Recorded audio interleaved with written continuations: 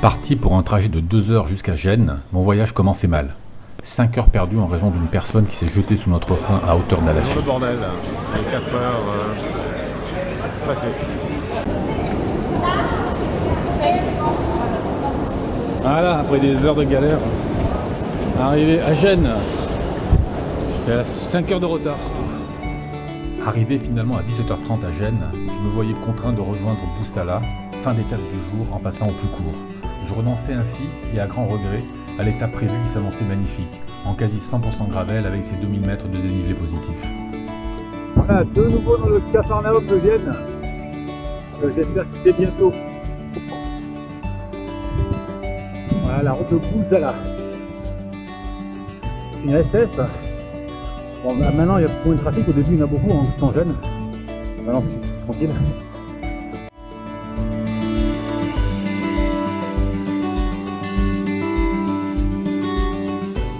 Voilà, partie de Boussala, c'est 9 heures. J'attaque les montées et je fais à Tortona, une étape de pas loin de 100 km avec un petit 1800-1900 mètres dénivelé.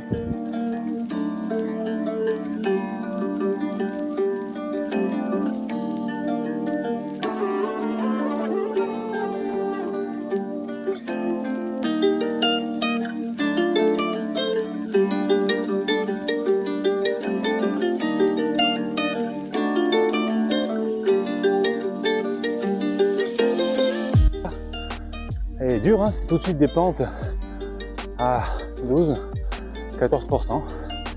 Par contre, c'est très calme.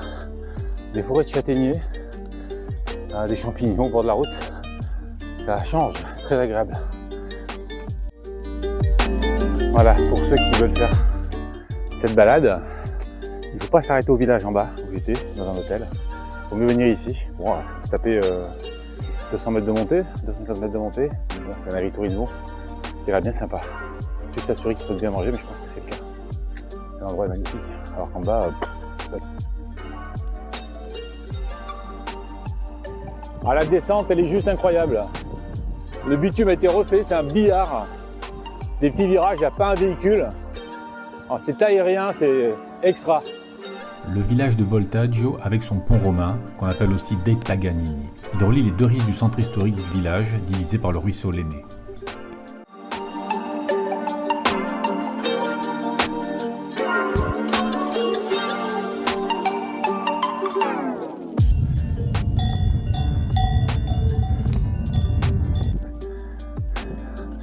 Voilà, deuxième montée bien sèche, une montée de 8 km, donc 4 à 10% de moyenne. On est bien en Italie, hein. Il n'y a pas de doute. Yop, deuxième montée terminée. Allez, c'est la descente, vers Bodio. Bon, apparemment je suis dans un pays du vin. Il parle du Dolcetto. Et je suis passé dans le Piémont, ça y est. Une belle cathédrale. Hop, petite photo. Allez, petite balade dans le centre storico de Bodio.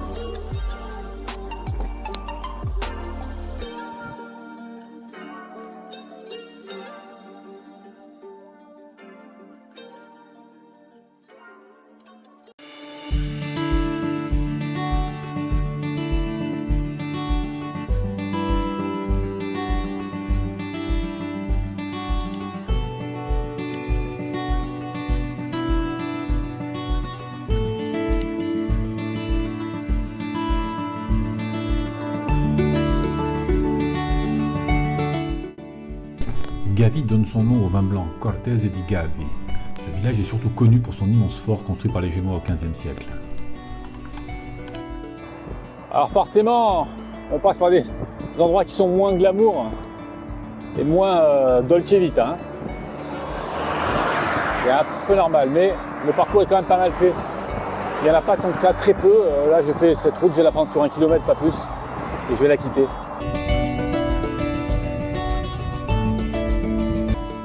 Ah, dernière grosse difficulté de la journée, j'ai 400 mètres à prendre en dénivelé sur cette petite route magnifique là qui commence à monter en épingle.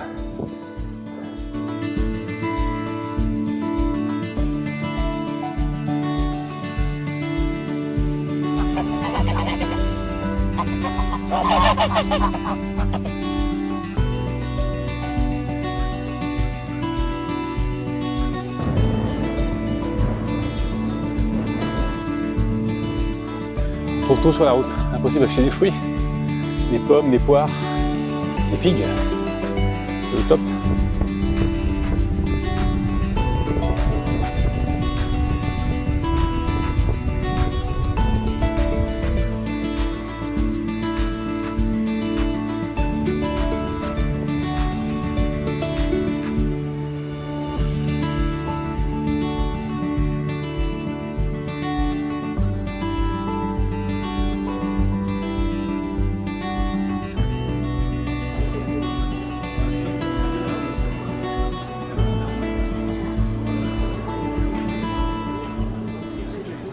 Voilà, j'arrive au terme de cette magnifique étape. On voit le clocher là, de la cathédrale de Tortone, où je vais passer la soirée et la nuit. Après 100 km de vélo, des paysages de dingue, je me suis régalé. Et j'ai oublié mes péripéties d'hier. C'était génial. Allez, ciao! Voilà, à Tortone, après une nuit moyenne, on va dire, prêt à partir pour la troisième étape, qui va m'amener à Piacenza, en passant par des montagnes. Donc je suis au bord du coup, je suis dans la plaine, hein, mais le parcours me fait passer par des montagnes qui paraît-il valent le coup. Ça qui s'appelle les Altropo Paese. Donc c'est une grande zone comme ça autour de Pavie, de relief qui descend quasiment jusqu'aux Apennins. Donc moi je serai au bord de la plaine du Pô en étant relativement haut, en faisant des bosses comme ça, avec un 1500 mètres et il y a 120 km aujourd'hui. Voilà, le temps est magnifique. Aujourd'hui, il fait même plus chaud qu'il y a 2 jours quand j'étais du côté de Gênes. Il fait déjà chaud, j'ai mis mon petit coupe-vent, mais je vais l'enlever. Voilà, donc on commence par un petit cappuccino, un cornetto, et puis on va prendre la route. Allez, à toutes. Bien que dans la plaine du Pô, cette étape de 111 km sera difficile, avec encore 1600 mètres de dénivelé positif. Grâce à l'Altropo Pavese qui devrait m'offrir de belles vues sur la plaine. Des villages typiques dans les vignobles sont autant de paysages traversés. Oh, c'est possible.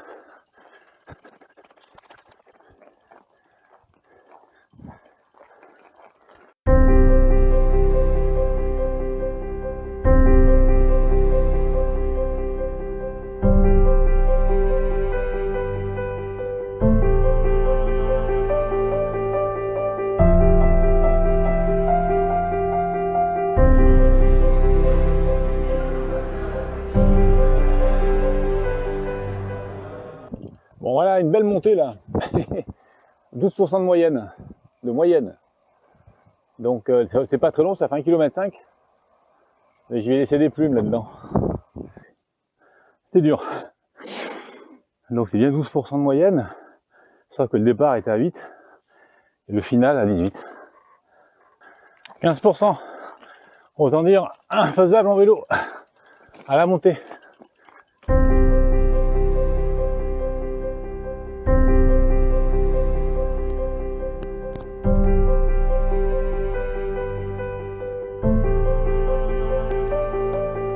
Voghera est une ville importante à l'ouest de la région de Lombardie au nord de l'Italie. Sa cathédrale est un artefact du XVIIe siècle, conçue et entièrement reconstruite par l'architecte Mario Corbetta, comme inspiré par la cathédrale de Pavie.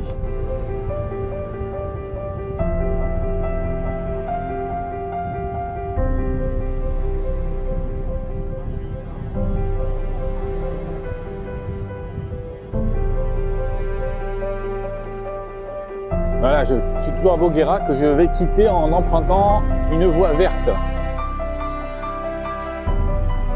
Voilà une cyclable qui est belle.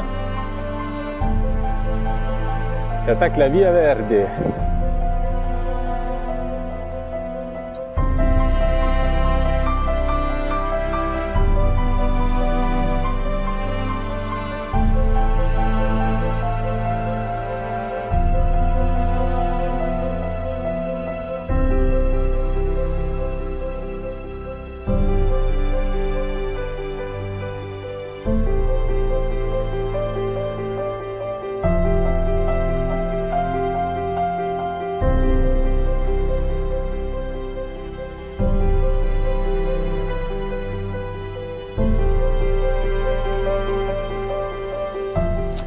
C'est aussi l'occasion de visiter l'Oltrepo Paese. Ces collines qui dominent la plaine au sud sont les premiers contreforts des Apennins.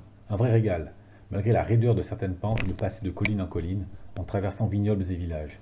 Et oui, ces terres abritent les prestigieux vins Tenuta Tavolino et Tenuta Frecciarossa. Paysage qui ressemble quand même pas mal à la Toscane.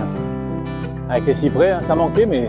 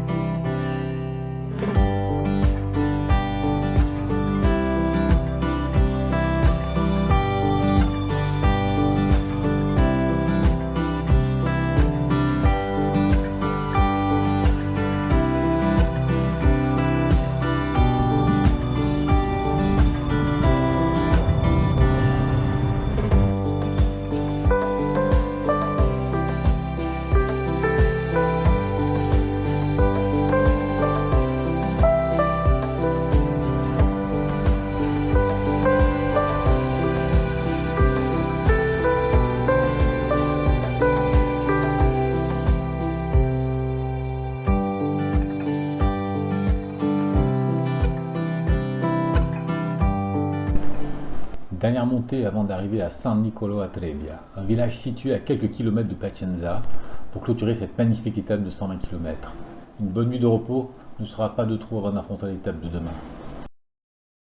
Départ de San Nicolo a Trebbia pour rejoindre Piacenza, situé à 8 km. Faut pas être en vélo, hein. C'est un peu bordel. Cette étape de plaine, la plus longue avec 150 km, doit me mener jusqu'à Mantova, en passant par Cremona, la ville de Stradivarius, mais aussi Casalmaggiore ou Sabbioneta. Voilà, j'entre dans le centre historique de Piacenza. À partir de 8h du matin jusqu'à 19h, c'est interdit aux voitures, à part les quelques endroits, donc c'est totalement piéton. Et vélo uniquement. Là il est 8h10, je vais me prendre un petit café. Là.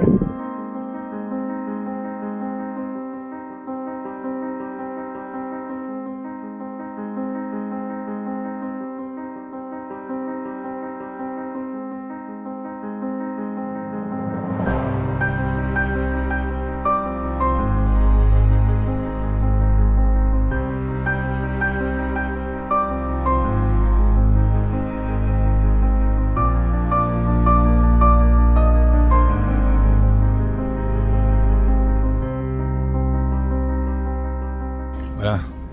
Sur la route, je me suis arrêté chez Decathlon, une zone industrielle, pour acheter 2-3 bricoles parce que j'ai mon vélo qui déconne un peu. Pas grand chose, hein. Je trouve de la graisse parce que la chaîne fait du bruit. Je ne voudrais pas qu'elle s'abîme. Donc je trouve de la huile. Et tac, elle est là.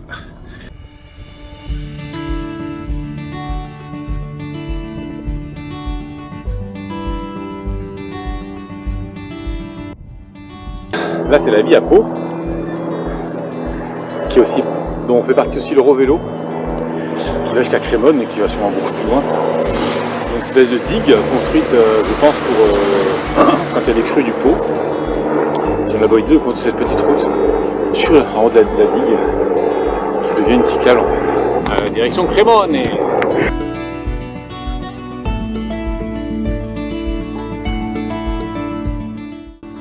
Oh, je viens de voir un énorme serpent noir devant ma roue qui fait un bond sur le vélo en levant les pieds par réflexe.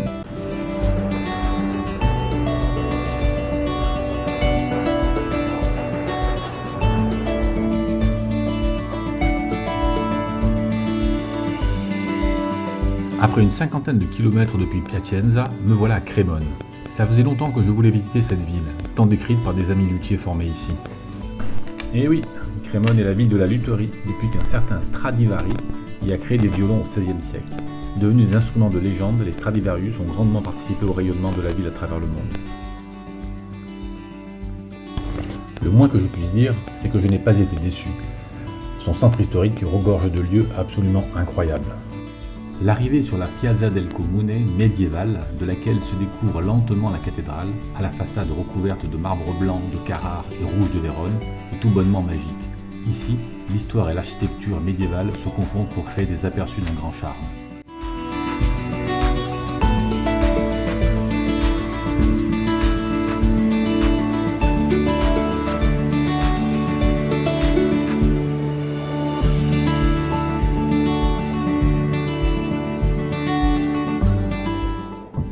sortie de Crémone, je m'en suis même pas rendu compte.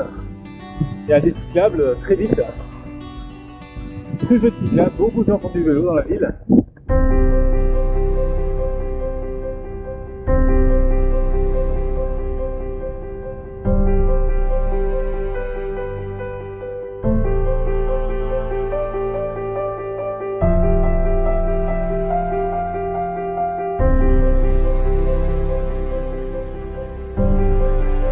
Quand t'as besoin d'eau, voilà. Tac. Frizzante.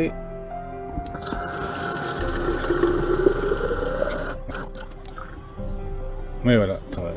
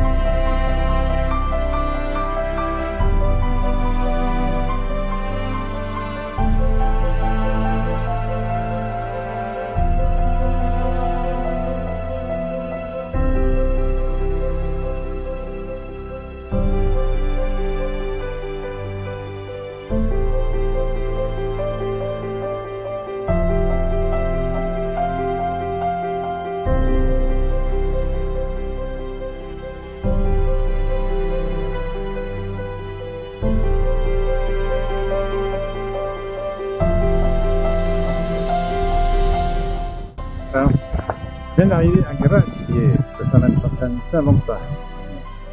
Un petit village qui est à 6 km de Mantova, que je visiterai donc demain. Là j'ai envie d'une chose, c'est prendre une douche, une bière d'abord, une douche et me reposer un peu. L'étape a été assez longue. Puis voilà quoi. Puis demain sera un autre jour. Avant de prendre une douche, il me fallait faire une visite de l'église de Grazie avant qu'elle ne ferme au public. Vue de dehors, elle apparaît comme toutes les églises gothiques, mais à l'intérieur, elle est unique en son genre. Les parois sont occupées par des placards dans lesquels se trouvent 53 statues grandeur nature en papier mâché. Elles représentent des rois, des papes, des guerriers, des dames, mais aussi des scènes macabres d'exécution capitale ou de torture. J'ai quitté Grazie pour rejoindre rapidement Mantova, située à 8 km. Encore une belle surprise. Une petite pause s'imposait avec son incontournable expresso.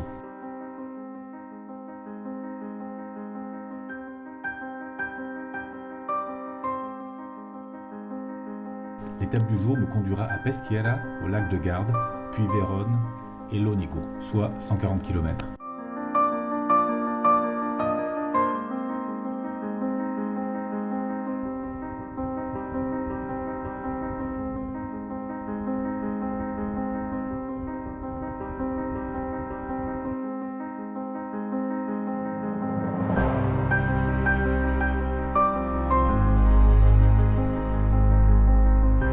Des cyclables.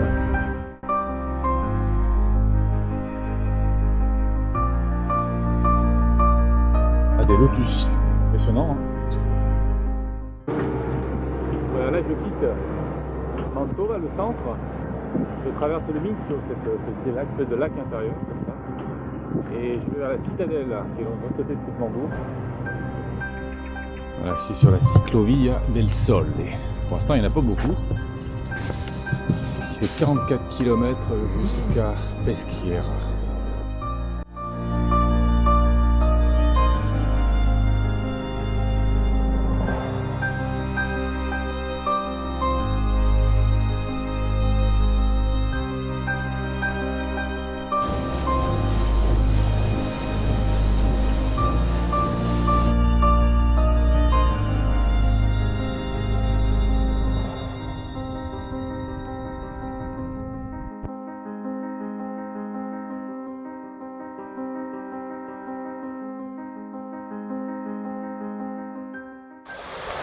Voilà, la cyclable est de l'autre côté là, on la voit, qui longe le Mincio, cette petite-là, avec un signe là-bas. Et voilà, et sur la cyclable, on trouve des petits lieux comme ça, sympa. On peut manger, on peut boire.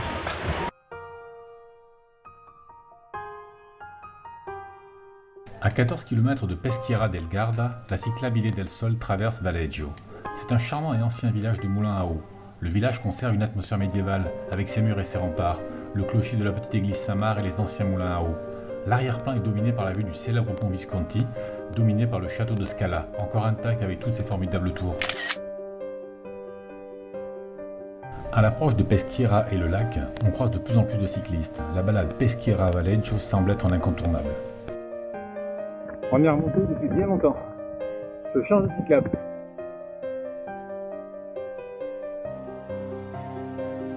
L'arrivée par la piste cyclable à Peschiera est magique.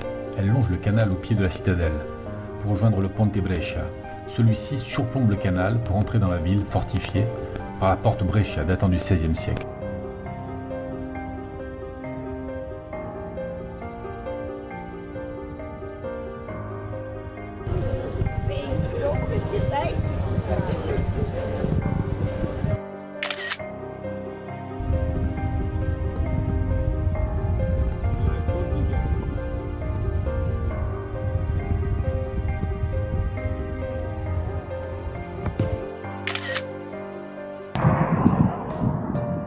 Voilà, je quitte Peschiera. C'est sublimissime.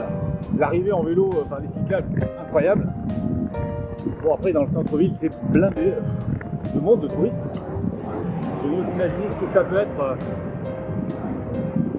un mois d'août, quoi, au mois de juillet. Après la visite de Peschiera, je reprenais la route. Après avoir longé le lac de Garde pendant quelques kilomètres, je prenais la direction de Vérone. Encore une belle attraction en perspective.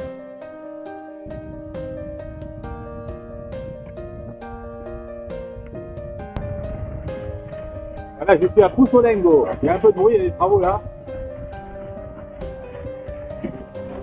Fontana della Trezza.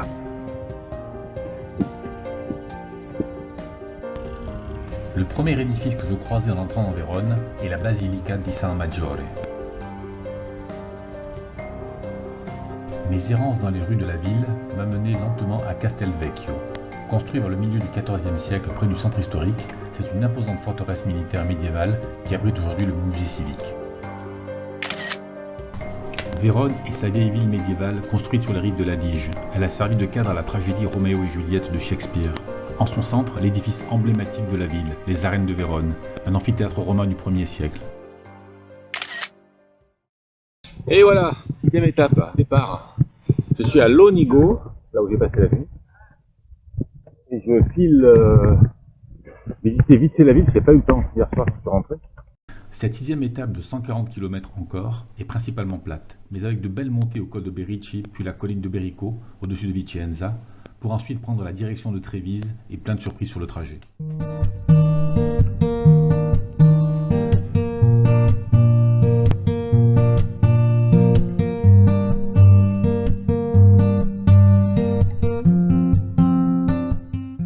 Un beau petit soleil du matin là.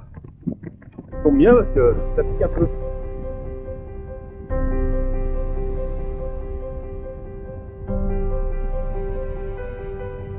Une quinzaine de kilomètres après le départ, on arrive au village de Brendola et on est saisi par la vue de cette église désaffectée, la Sagra Incompiuta, une église commencée juste au début des années 30 et qui devait rassembler les différentes paroisses du village en conflit.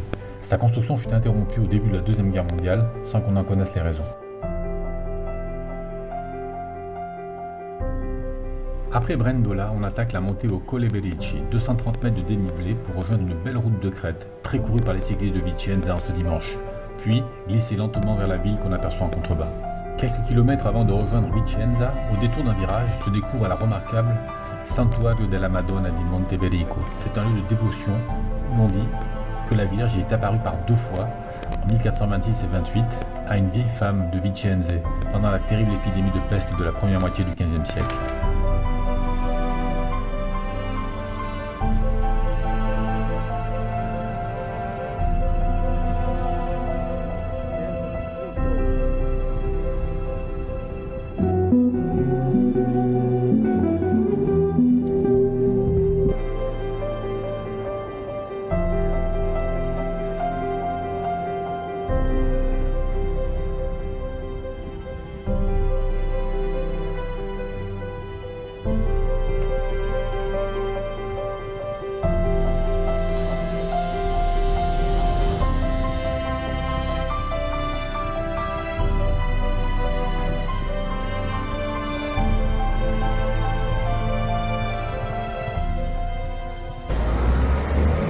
Voilà, Ciclovia Riviera Berica.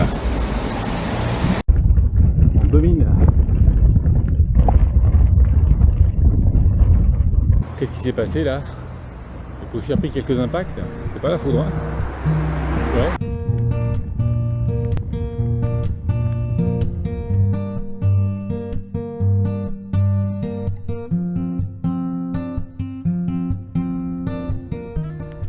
Après quelques kilomètres sur la cyclable Riviera Berica, je raccordais l'autre cyclable, Ostiglia Treviso. Celle-ci, d'une longueur de 50 km environ, a été conçue sur une ancienne voie ferrée. Après une dizaine de kilomètres sur cette cyclable, je la quittais pour prendre la direction nord vers Piazzola sur Brenta afin de voir la fameuse Villa Contarini.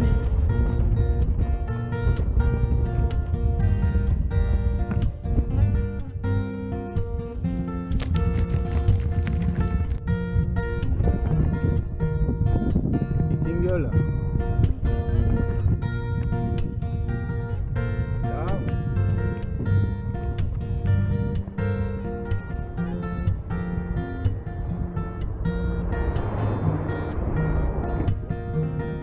J'arrive à Citadelle. Nichée dans la province de Padoue, cette ville fortifiée est remarquable pour ses larges murailles médiévales intactes, ainsi que sa forme inhabituelle, presque circulaire. En effet, les autres forteresses médiévales avaient généralement 4 côtés.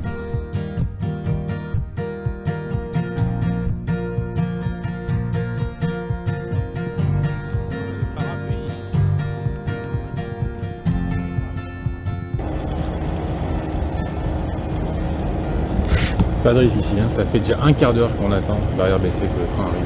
Rien. Encore une ville fortifiée, Castelfranco Veneto, a conservé de beaux remparts.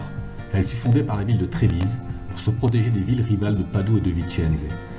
Elle était exemptée de taxes et d'impôts, d'où le nom franco-franche de Castelfranco. Là, j'ai retrouvé la piste qui est l'ancienne voie ferrée qui va d'Ostiglia à Trévise. J'ai fait un détour d'une quarantaine de kilomètres dans le nord, là, pour aller visiter 2-3 spots. Alors c'est vrai que j'ai hésité à un moment donné, et finalement c'était génial. Voilà, course qui se termine. Je suis à 2 km de mon lieu de ce soir. Donc à Trévise, qui est là de l'autre côté à gauche à 2 km. Et moi je suis à 2 km de ce côté-là. Donc petite glace avant de rentrer. Peut-être encore une belle étape. Encore 140 km, mais des spots de dingue. Dont Vicenza qui est magnifique. Et puis il y a des petits endroits comme Citadelle. C'est fabuleux. On se régaler. Allez, à demain. Ciao. Ah là c'est 8h. Je quitte mon hôtel, là. Direction Trévise d'abord, qui est à 2 km. Parce que j'ai pas encore eu le temps de la visiter. Ça, j'ai fait hier soir. Et ensuite, c'est parti pour 130 km aujourd'hui. Pour une ville dont j'ai oublié le nom. Et ça va revenir plus tard.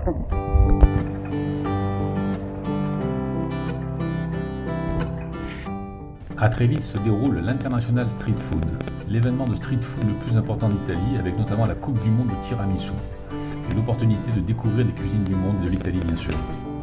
Pour l'occasion, l'armée de l'air italienne y vient faire de la communication avec ni plus ni moins qu'un chasseur exposé sur la Piazza dei Signori. Je me demande encore comment ils ont pu acheminer l'avion ici.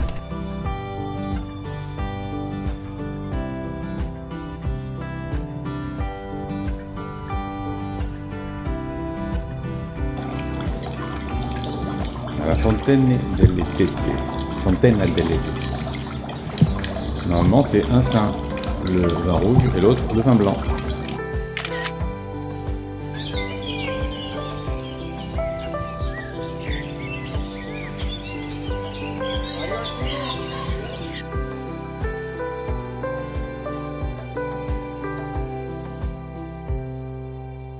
Je vais prendre la cyclable qui est là, qui va longer le Sil, le fleuve. Par là-haut. Tac, tac, tac, tac, tac, tac, tac, tac. Et après, ça va faire ça.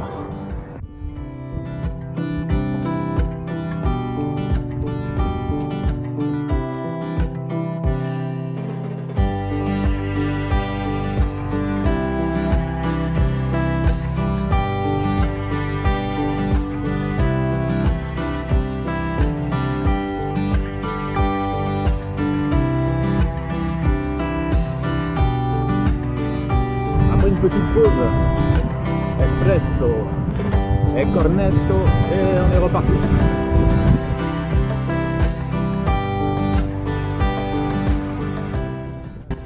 Voilà, je viens d'arriver à la lagune de Venise, qui est à droite là-bas, Venise. Et moi je vais longer cette lagune là, jusqu'à Jesolo.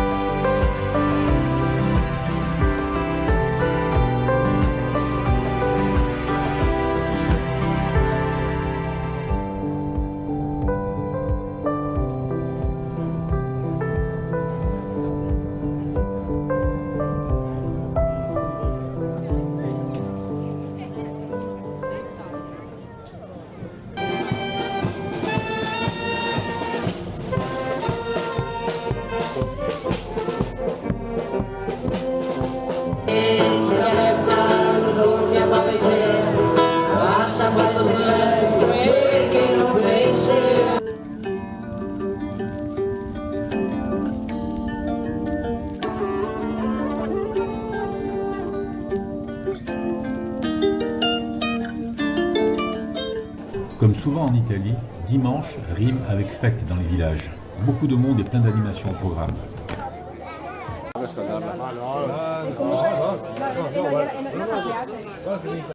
Avant-dernière étape terminée, je suis arrivé à Portogruaro, après 127 km.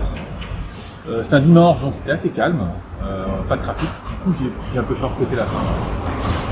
C'était un peu moyen sur la fin. La première partie était magnifique. Et des villages traversés qui étaient les dimanches assez calmes. Sauf que j'ai eu de la chance, c'est qu'il y avait au moins 2-3 villages où il y avait la fête. Donc fête au village, il y avait beaucoup de monde, beaucoup d'animation, de la musique, de la bouffe partout, boire, etc. Donc c'était très sympa de traverser ces villages dans ces conditions-là.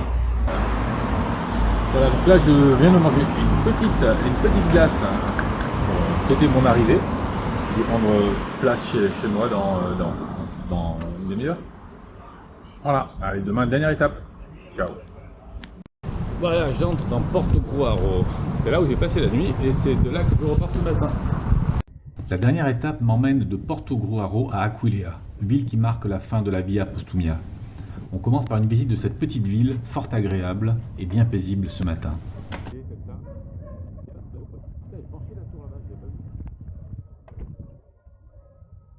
S'agit-il d'un effet d'optique ou cette tour est bien penchée? Et oui, il s'agit de la 3e tour la plus penchée d'Italie.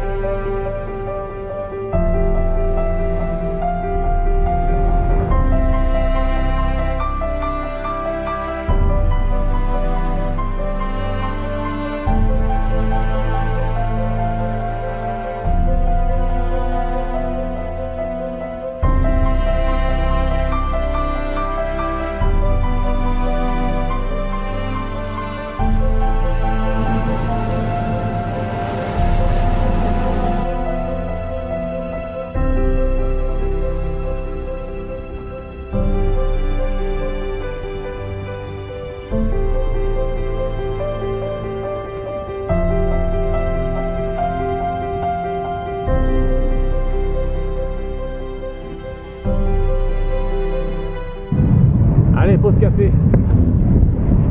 C'est horrible. À travers des nuages d'insectes. C'est l'enfer.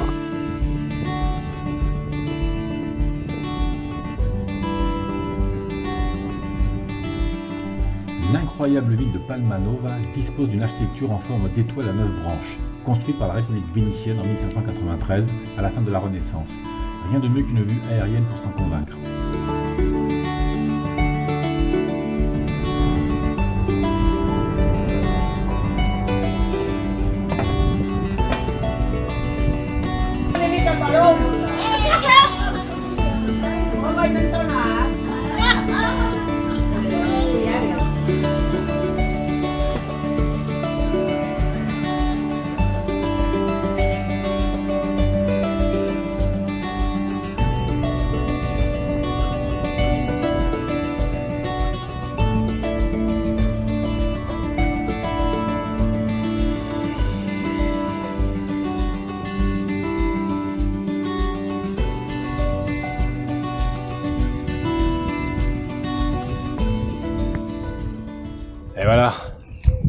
j'y suis.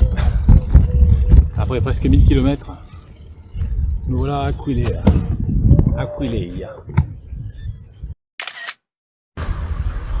Ça y est, mon périple se termine. Bien arrivé à Aquileia après à peu près 1000 km. Très content d'arriver. Une étape tranquille, des beaux paysages, des petits villages sympathiques, loin de tout trafic. Le design de l'étape était génial, un petit 110 km. Donc là maintenant je organise mon retour. Donc là je suis dans le train qui me ramène de Cervignano à Mestre. Mestre qui est la gare qui permet de desservir Venise notamment. Donc je vais passer la nuit là. Et demain matin je prends un Flixbus qui va amener en 9h et des bouettes directement à Nice, sans aucun changement. Si tout va bien, s'ils me prennent bien avec mon vélo, des fois il y a des surprises avec Flixbus. Voilà, allez, à bientôt pour une prochaine rencontre.